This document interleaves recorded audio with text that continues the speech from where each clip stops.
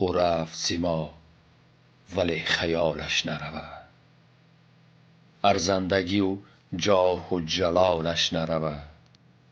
او رفت به درگاه خداوند کریم، با قلب پر از عشق به درگاه رحیم. از رفتن او صحن وطن خاموش است، ایام بهار است و چمن خاموش است. از رفتن او خنده نمی آید باز، این خنده دیگر نمی کند عمر دراز. زیرا که علاوه صحنه بر خاک برفت، با طینت پاک و قلب غمناک برفت.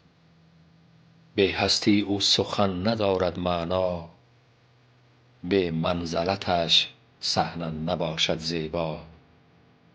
او قدرت حجو بود و زی بنده برفت، بر درگاه خالقی برازنده برفت. مهر هنرش در دل ما خانه نمود، چون بحر وطن خدمت فرزانه نمود. ای مردی هنرپرور و بی کینه خلق، ای مردی هنرپرور و بی کینه خلق. مهر تو بود جلوه آیینه خلق، همسان بزرگیت دیگر خلق ندید. تا عمر بود نام تو باشد جاوید، در هر دو جهان عزیز و لایق باشید.